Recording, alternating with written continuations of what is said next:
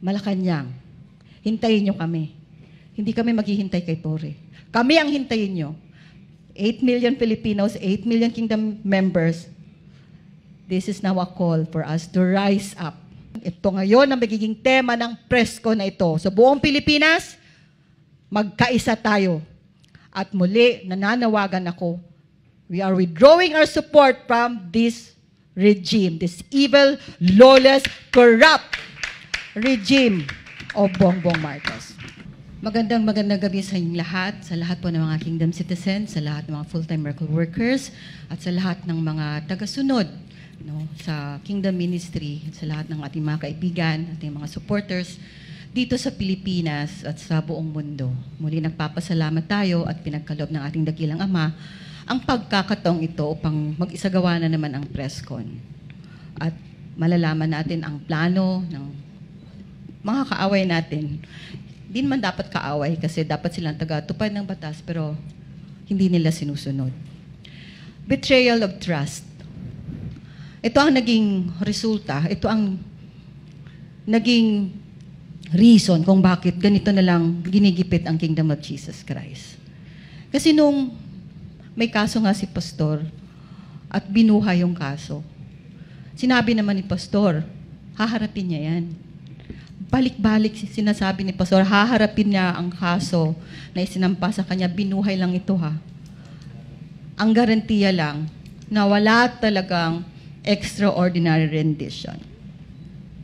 Susunod talaga sa extradition treaty ang Amerika. Huwag lang makisawsaw ang mga Amerikano. Pero nangyari ba? Hindi.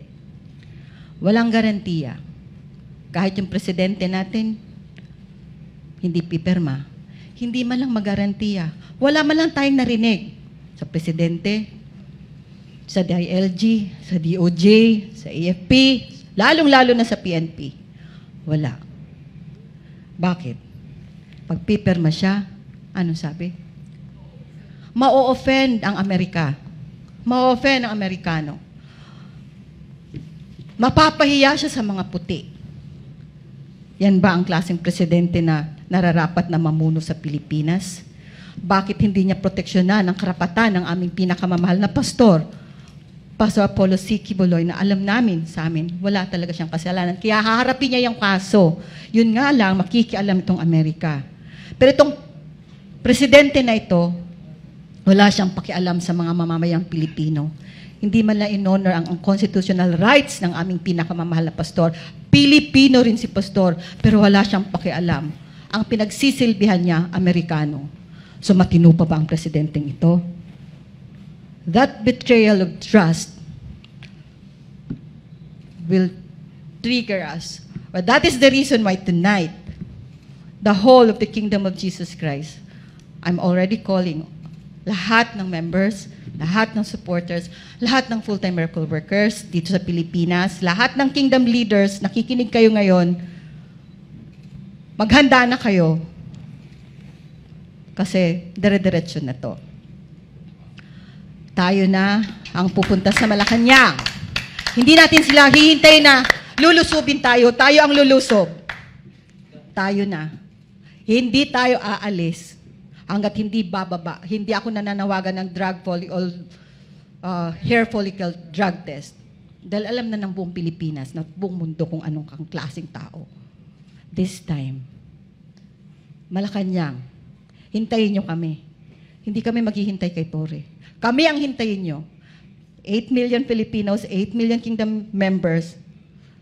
This is now a call for us to rise up.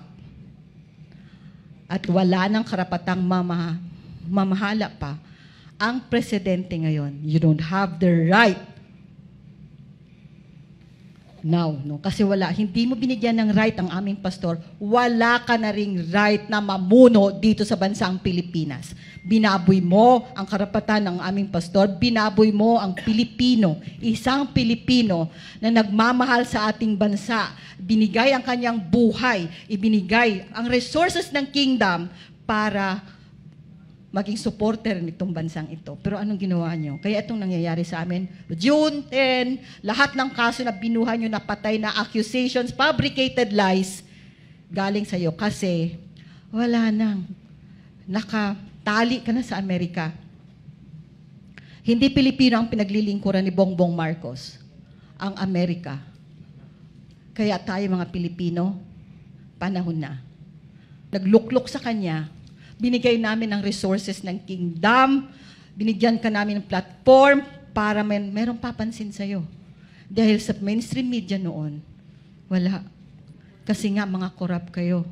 Wala talagang ininiwala sa pangalang Marcos. Si pastor lang ang nagbigay ng platform sa'yo.